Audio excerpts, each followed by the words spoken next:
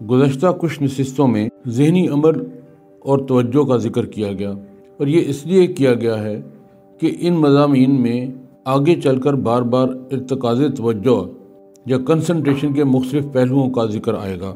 یہ اس لیے ضروری ہے کہ روحانیت کے سفر میں مشاہدات اور منازل کے حصول کے لیے ارتکاز توجہ کی بہت سخت ضرورت پیش آئے گی۔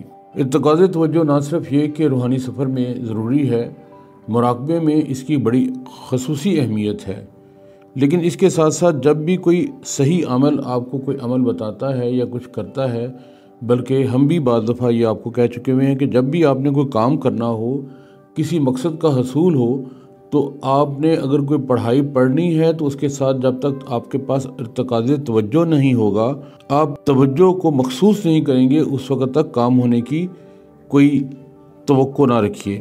یہ ایسا ہی ہے کہ آپ اللہ سے دعا کر رہے ہیں لیکن آپ کا ذہن جو ہے وہ کسی اور طرف مائل ہے۔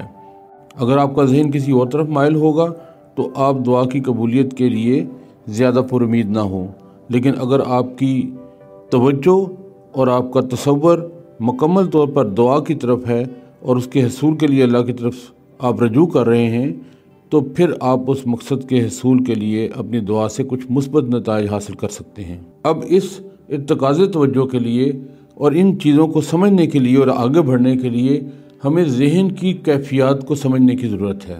ذہن کا ہر عمل 3 کیفیتوں سے مرکب ہوتا ہے۔ پہلا ہے جاننا، دوسرا ہے احساس یا محسوس کرنا، اور تیسرا ہے خواہش کرنا یا چاہنا۔ فہم اور ادراک یعنی سمجھنے اور جاننے میں فرق یہ ہے کہ فہم میں کسی بات کو محض سمجھ لیا جاتا ہے، جبکہ وقوف یا جاننے کے حوالے سے عرض ہے کہ کسی بات کو سمجھ کر اس کو صحیح یا غلط بھی سمجھا جائے، اس کو آپ جاننا کہیں گے، وقوف کہیں گے۔ اور احساس کہتے ہیں کسی شے سے پیدا ہونے والی خوشی، ناخوشی اور پسندیدگی اور ناپسندیدگی کو۔ خواہش ارادے کی پیچیدہ قسم کا نام ہے۔ خواہش ہمارے نفس میں کوشش، جدوجہد اور اظہار ہمت کی شکل میں ظاہر ہوتی ہے۔ کوئی ذہنی تجربہ ایسا نہیں جس میں جاننا، احساس اور خواہش ایک ساتھ پیدا نہ ہو۔ گو یہ صحیح ہے کہ ان کے درجے میں کمی بیشی ممکن ہے۔ عورتوں کے ذہن میں عام طور سے احساس کا پہلو نمایاں ہوتا ہے، اور مردوں کے نفس میں خواہش اور عمل کا۔ ذہن کے زاویے 3 ہیں: شعوری، نیم شعوری اور لاشعوری۔ شعور، تحت الشعور اور لاشعور، یہ تینوں ذہنی عمل ہی ہیں۔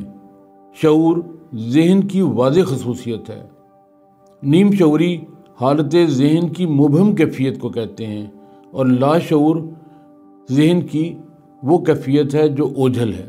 نیم شعوری ذہنی اعمال وہ ہیں جن میں عارضی طور پر شعوری کیفیت غائب ہو جائے، لیکن ذرا سے تعامل کے بعد وہ چیزیں ذہن میں آ جائیں۔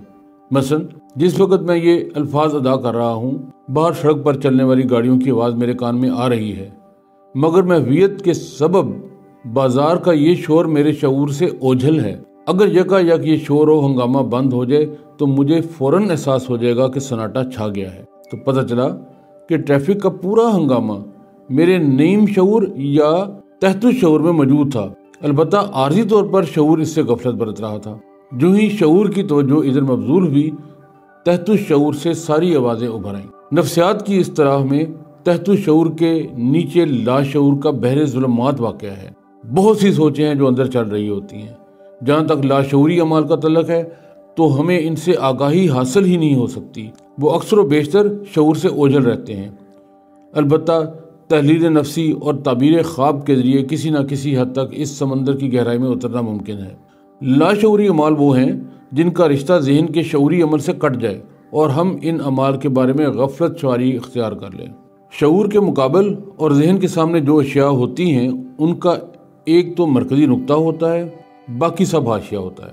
جب شعور کسی شے پر اپنی توجہ مرکوز کرتا ہے تو اس کے مرکز کو اپنی گرفت میں لے آتا ہے اور حاشیے کی چیزوں کو کسی نہ کسی حد تک نظر انداز کر دیتا ہے۔ مثلا میں اگر آپ سے گفتگو کر رہا ہوں تو میری توجہ بنیادی طور پر آپ کی باتوں کی طرف مبذول ہوگی۔ اس وقت ذہنی توجہ کا مرکزی نقطہ آپ کی بات چیت ہوئی اور خود آپ کا جسمانی وجود حاشیہ بن گیا۔ کوئی چیز مستقل طور پر توجہ کا مرکزی نقطہ نہیں بن سکتی، کیونکہ ذہن ہمیشہ روانی اور جست و خیز کے عالم میں رہتا ہے۔ ابھی ایک چیز اس کی توجہ کا مرکزی نقطہ بنی اور ابھی دوسری چیز۔ یہ ذہنی عمل برابر جاری رہتا ہے۔ شعور کے مرکزی نقطے کو توجہ کہتے ہیں۔ توجہ کیا ہے؟ اگر آپ میری بات توجہ سے سن رہے ہیں تو پھر آپ کو پتہ چلنا چاہیے کہ توجہ کیا ہے۔ بہت سی اشیاء میں ایک چنی ہوئی ذہنی فعالیت یا عمل۔ مثبت توجہ وہ ہے جو شعور کا نقطۂ مرکز ہو، منفی وہ ہے جو حاشیے پر واقع ہو۔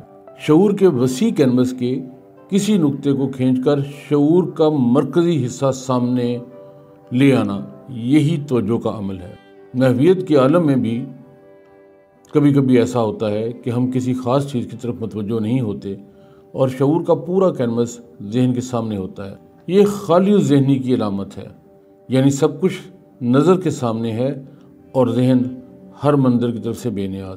کسی شے کی طرف توجہ مبذول کرنے کے اسباب خارجی بھی ہوتے ہیں، داخلی بھی۔ خارجی حجات میں کسی شے کی شدت، مثلا پرشور آواز توجہ کو اپنی طرف متوجہ کر لیتی ہے، یا کسی چیز کی فراغی یا وسعت توجہ کا مرکزی نقطہ بن جاتی ہے۔ مثلا سمندر کی چڑھائی یا کسی شے کی نمایاں خصوصیت انعطاف توجہ کا سبب بنتی ہے۔ مثلا بے حد دراز قد آدمی یا حرکت، مثلا ہوائی جہاز کی پرواز یا کسی چیز کا انوکھا پن۔ مثلا عالم پرواز میں طیارے کا فضا میں غوطہ لگانا یا تغیر۔ مثلا الارم کی آواز یا تکرار۔ مثال کے طور پر بار بار ایک ہی فکرہ دہرانا یا کسی واقعے کا ظریفانہ پہلو۔ توجہ کے ارتکاز کے لیے ضروری ہے کہ ذہن پر تازگی اور چستی کی کیفیت طاری ہو۔ تھکن اور تکان کے عالم میں ارتکاز توجہ مشکل ہے۔ مخفی توجہ کو دلچسپی کہتے ہیں۔ جس چیز سے دلچسپی ہوگی اس طرف خود بخود ذہن راغب ہو جائے گا۔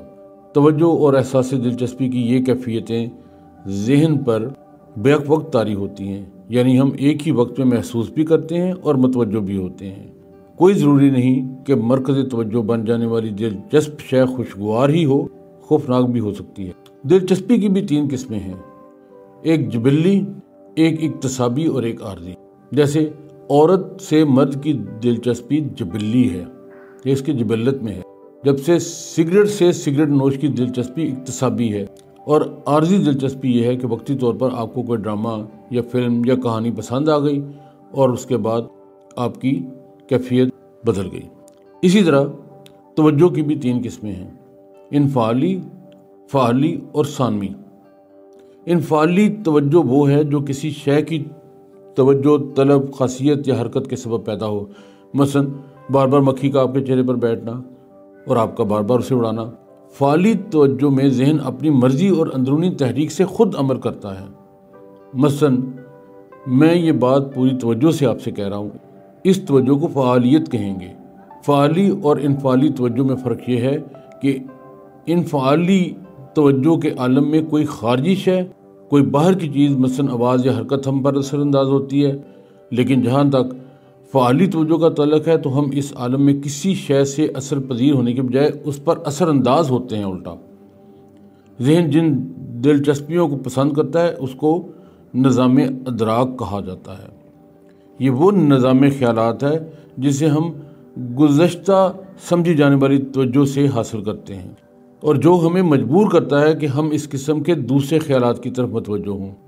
شروع میں ذہن کا نظام ادراک کوشش سے پیدا ہوتا ہے، مگر رفتہ رفتہ یہ ایک منظم ذہنی عمل کی صورت اختیار کر جاتا ہے جس کو بروئے کار لانے کے لیے کسی کوشش کی ضرورت محسوس نہیں ہوتی۔ ثانی انفعالی توجہ در حقیقت ذہن کے نظام ادراک ہی کا ایک حصہ ہے۔ پہلے پہل آپ کسی مضمون یا موضوع جیسے اسلامیات، معاشیات یا کوئی بھی اور موضوع اس کی طرف کوشش کر کے متوجہ ہوتے ہیں، اس کے بعد وہ دلچسپی کا بنیادی نقطہ بن جاتا ہے اور کسی صحیح اور توجہ کی ضرورت نہیں پڑتی۔ توجہ کے باطنی پہلو کے علاوہ اس کے ظاہری انداز 2 ہیں، جسم کا خاص پوزیشن میں آ جانا، مثلا کسی نقطے کو بغور دیکھنا۔ شدید توجہ کے عالم میں سانس کی رفتار کم ہو جاتی ہے اور یہ محویت توجہ کا خاص انداز ہے۔ یہ ایک تھوڑا مختصر جائزہ تھا، یہ ایک بے کراں سمندر ہے جس کی ہم بات کر رہے ہیں، ذہن کی کیفیات اور وغیرہ، لیکن ابھی میں اتنی ہی بات کر رہا ہوں جتنا آپ کو سمجھنے کی ضرورت ہے کہ ہمارے ذہن کی کیا کیفیات ہوتی ہیں اور ہم نے کس طریقے سے ان سے بچ کر اپنے سفر میں توجہ کو خاص طور پر سامنے لے کے آنا ہے۔ ہم نے کس طرح اپنے جذبے میں، اپنے احساس میں، اپنی خواہشات میں فعالیت کا مظاہرہ کرنا ہے۔ یہ تھے آج کے موضوع۔